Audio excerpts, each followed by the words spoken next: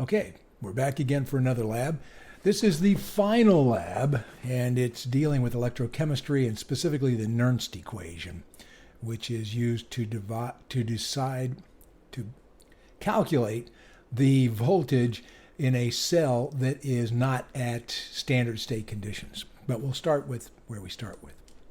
So basically, electrochemistry, redox reactions. Now they call them redox because there's reduction and oxidation. And just like acids and bases, you can't have an acid donate a proton unless there's a base to accept the proton. Well, it's the same thing with redox reactions, except we're not dealing with protons, which are a lot easier to follow. We're dealing with electrons, and that's the movement of electrons. And so you can't have something that donates electrons, and if it loses electrons, that is an oxidation. And then something gains electrons, that is a reduction. Why? Because if you gain negatives, you get reduced. Okay, so it's a little bit confusing from that standpoint. So let's look at an example of some typical redox reactions. So if I have something like zinc, and usually it's written as a solid, and then it's going to go to give me zinc 2 plus it loses 2 electrons. That's common state. That would be an oxidation half reaction. Why half reaction? Well, again, you can't have something that just throws electrons over in the corner of the room till they pile up. Electrons flow from one element to another element or compound, depending on what it is. So you can't have that. This is oxidized because the oxidation number, the charge on it, increased. Okay? 2 electrons were given off. If I also had with that, say, copper 2 plus, and usually they write this as aqueous, and this would be aqueous, plus 2 electrons could go to give us copper solid. And when it's solid, that means it's metallic form. It's in its elemental form, metallic. And this would be a reduction reaction. It had a 2 plus, it gained 2 electrons, it went to a solid over there. So a lot of times you'll have half reactions, and your half reactions are all written as standard state, and this is very, very important, reduction reactions. They're written as standard state reduction reactions, and you get the potential for them from this table of standard state reduction potentials. It's always reduction potentials. Very, very important to understand that. Okay? And this table is in the back of the lab, so you can look stuff up. And this table has a lot of important information in it. But let's say, so this is written as an oxidation. So really it would be written in that table as Zn 2 plus 2E minus goes to give Zn solid. Always written as reduction reactions. So the question is, if I have something that's made of this copper and zinc setup, and if you had this, you would have a beaker, and you'll see on the program that you run, that you do, that you would have a beaker, and it has a solution, and the solution would have something like, say, zinc sulfate.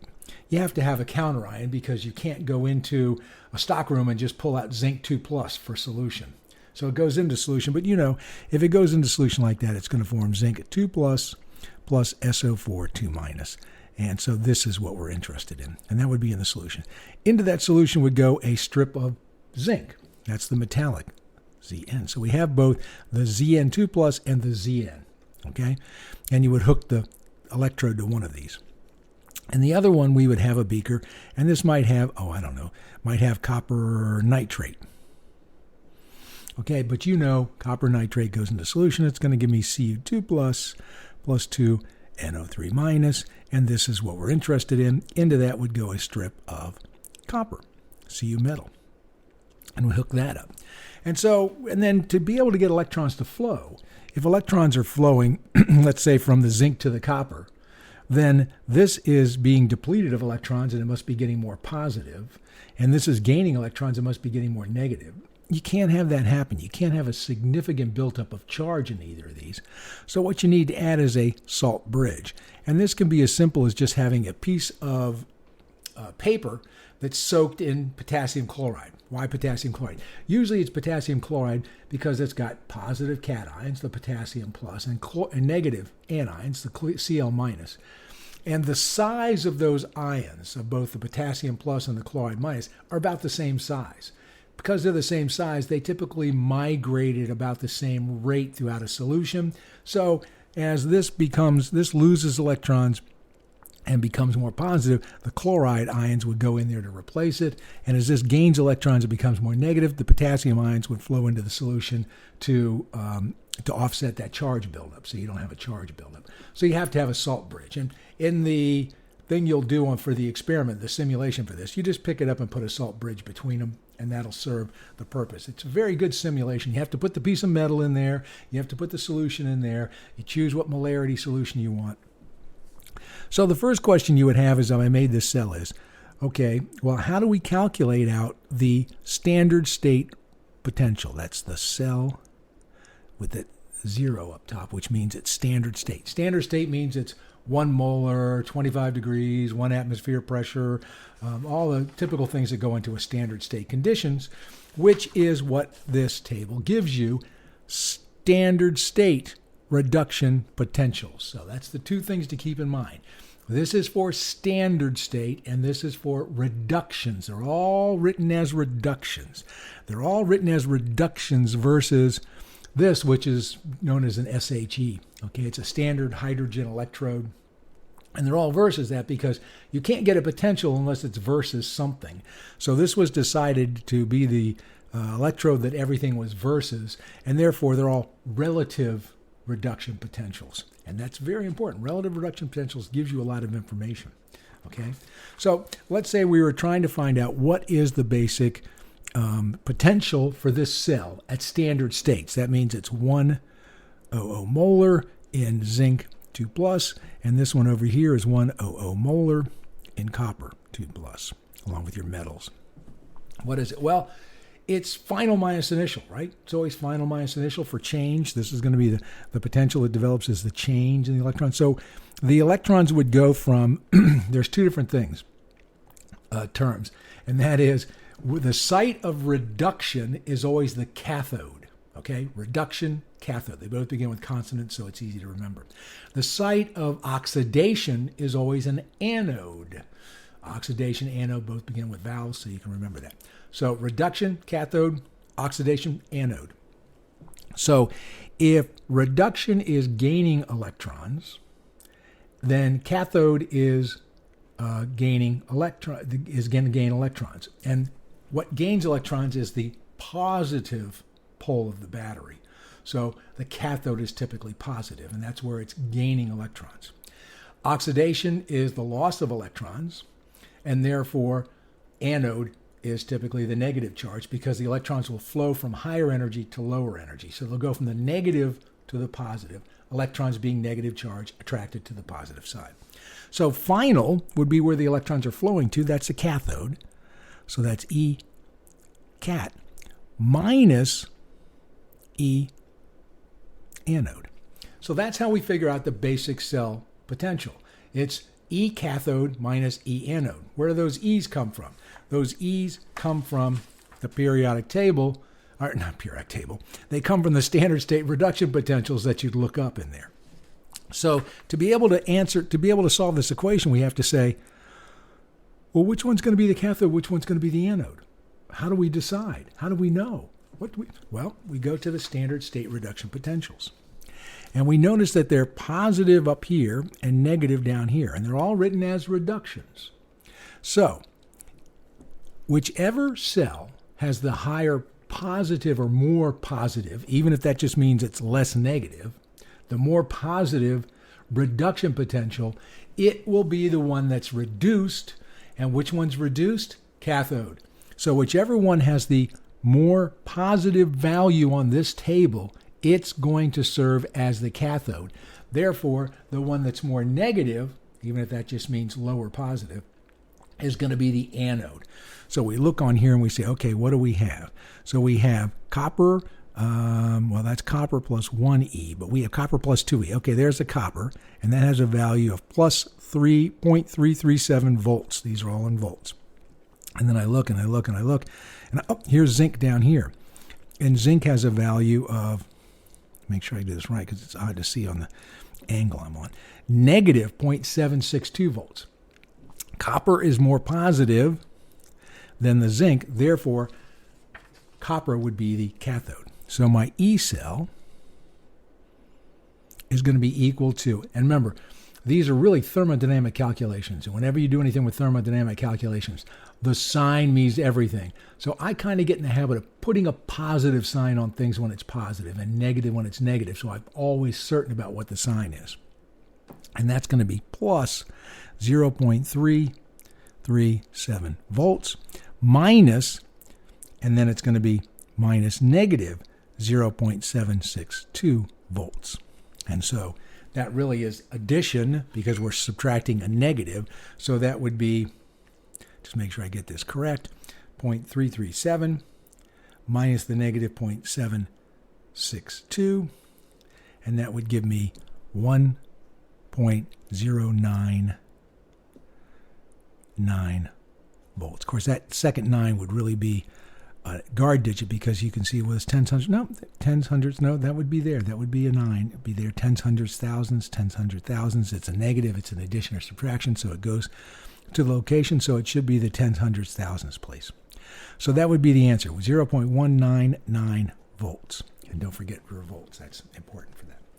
All right, so that's how we find out the basic, what we call the standard state cell potential. Standard state cell potential is E cathode minus E anode. Now, if we're going to write this, though, this anode is going to be an oxidation. It has to be written as an oxidation. So we would write it as the cathode being an oxidation. That would be, it would be Cu, and it would go from Cu plus Cu2 plus, right? Because it's going to be, all right, hang on a second. Cathode is the, so cathode is the site of reduction. So that means our copper is going to be reduction. So it's going to be Cu solid over here, right? No, it's going to be, okay, I'll edit this. So our cathode is the site of reduction. So our copper is going to be the site of reduction. It's going to be reduced. So it's going to be, get my pencil to write, it's going to be Cu2 plus zinc, because zinc is the anode and the anode gets oxidized. So it starts off at the lower oxidation state, and then it goes to give us Cu solid plus Zn2 plus. So you say, well, wait a minute. When I look it up on the standard state reduction potentials, though, the copper goes from Cu2 plus, but the zinc goes from Zn2 plus. So you're writing it opposite of the way it is here. Well, yeah, I am. I'm writing it the opposite because it's an oxidation reaction here, and it really is written on those other, on the chart as all reductions. But notice, it's cathode minus anode in this equation. Now, you go on the internet, you will find some places that write it as cathode plus anode, and then they have you change the sign because you know it's an oxidation reaction rather than, I just do E cat minus E anode. This changes the direction of the reaction. Remember, thermodynamics, if I change the direction of the reaction, I change the sign on the reaction. So it becomes negative of whatever it was. That's what this sign does. That's why E cat minus E anode works. It will automatically flip this reaction around to change it to an oxidation reaction. A couple of things to notice, even though in this case it didn't make that. Even if there was two, let's say I had a reaction of something like Ag plus Zn solid. And so it took two Ags because there's only a single there. And it goes back and forth to give me 2 Ag solid plus Zn2 plus. Even if I was to do that, my E cell, standard state, would be equal to my E cathode. And which one's going to be my cathode? Well, my cathode is the one that gets reduced. That's the silver. That's going to be equal to whatever the silver value is. Let's look and see what it is here. Let's see, where is silver?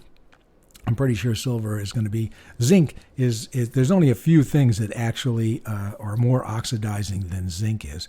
Zinc almost, more reducing than zinc is. It always gets oxidized. Where is silver in here? Okay, come on, I know it's in here. And there's silver chloride there, but where's just silver? Just silver. Okay, come on now. I know just silver is in there. It is. Sorry, I didn't prepare this for this. So that silver is plus 0.799. Silver, notice it's just one silver with one electron shown on the table. So that's plus 0.799 plus 0.799 volts minus the copper, and the copper is negative 0.762 volts. And that's going to give me a total voltage of, well, let me calculate it out, 0.799 minus the negative 0.762, and that gives me plus 1.561 volts. Notice a couple things. I did not double the silver value here, even though there's two silvers here. You do not do that. You don't need to. I didn't square the value here.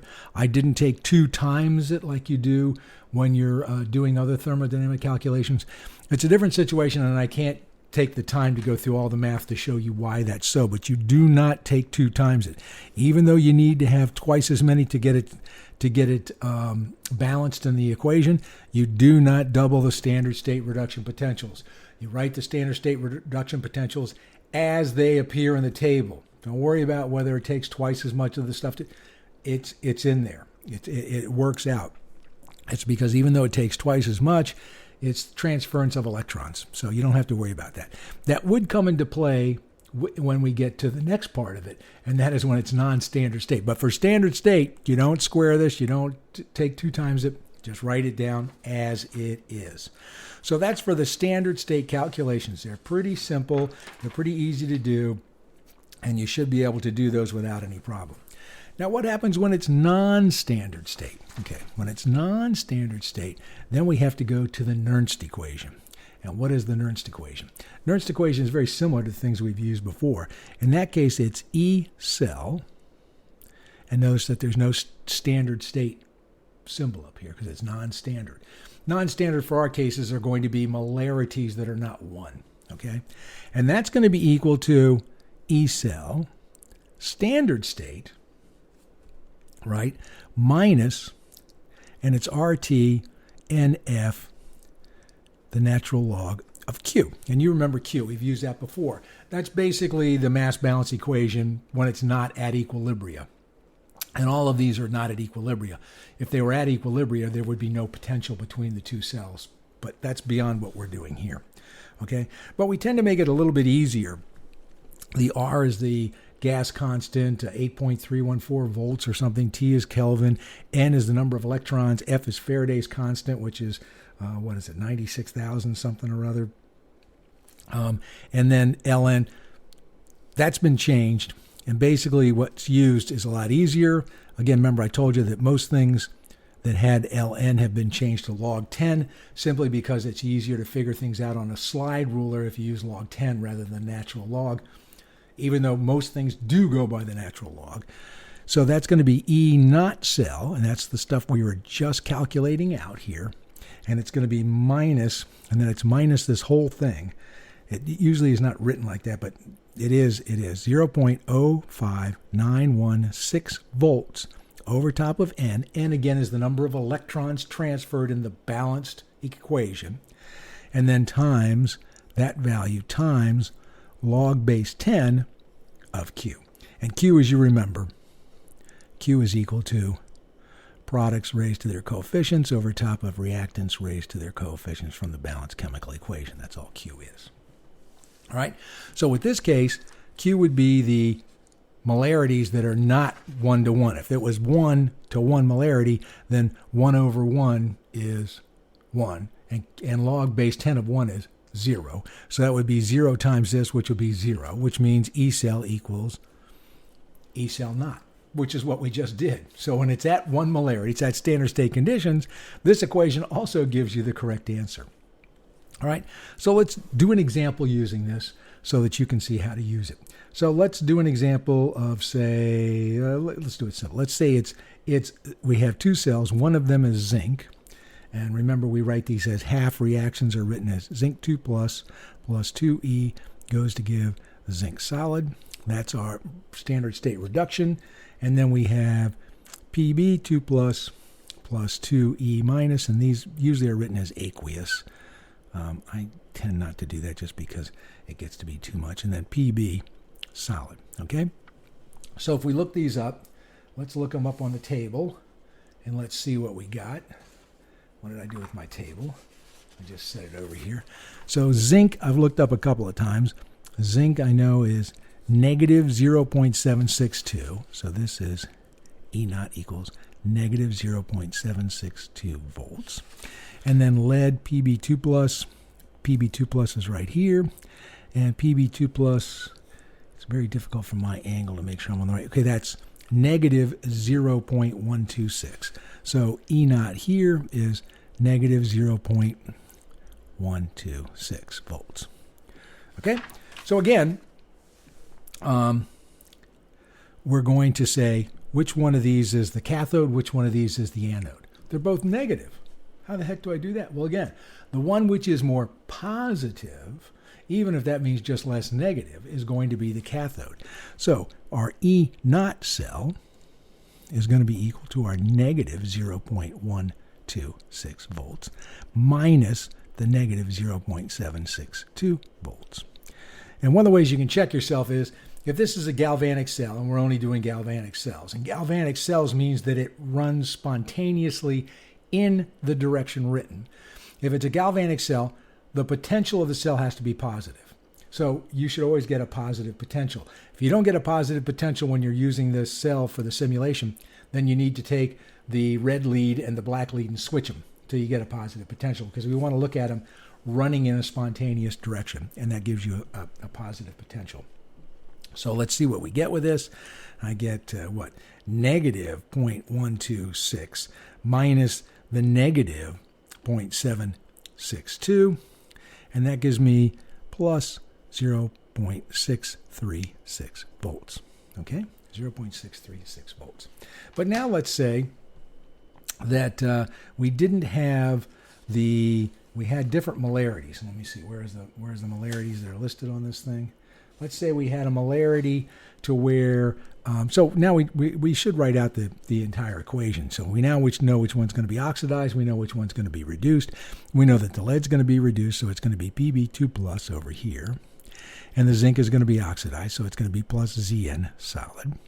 And that's going to go to give us Pb solid plus Zn2 plus. And 2 electrons were transferred. I don't think we get into balancing the electrons transferred. Everything I think they work with in the cells are all 2 plus, and so it makes it easier, you know, how many electrons are transferred, because it's always going to end up being 2. So we want to find out what this is when the zinc concentration is 0.25 molar and the lead concentration is 0.10 molar. For the lab you're going to do, you do one where one of them's 1 and the other one is 0.1. So the 1 is either on top or on the bottom, depending on how it gets written up, but that just makes it easier to do that. Right, so that should be the way it is in the handout. It should say find out what they are when the lead 2 is 0.25 and the zinc is 0.10.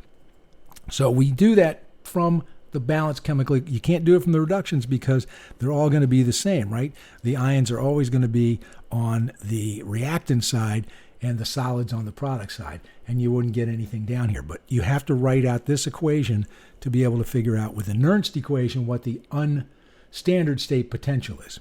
You don't need to do that for the standard state potential. You just need to know which one's the cathode, which one's the anode. But for here, you have to write this equation out. You have to show that which ones are the product, which ions are the products, and which ions are the reactants. The solids don't come into play because, remember, a solid, as the volume gets smaller, the moles get smaller, and therefore the molarity doesn't change. It's a constant, gets rolled in. So for this one, then, we're going to set it up. We're going to say E cell is equal to our E naught cell, which we said was plus 0.636 volts. And then it's going to be that minus 0.05916 volts over top of how many electrons transferred. Well, this gained 2 and this lost 2, so it must be 2 electrons transferred. That value times log base 10, and then we need to know what goes in here. Well, it's products over reactants from the balanced chemical equation. Again, there's no coefficients. They're all 1. That makes it easier. I believe it's the same way in the lab. So what goes on top? Well, it's the zinc on this side, so it's 0.25 molar. Let me write that a little bit cleaner.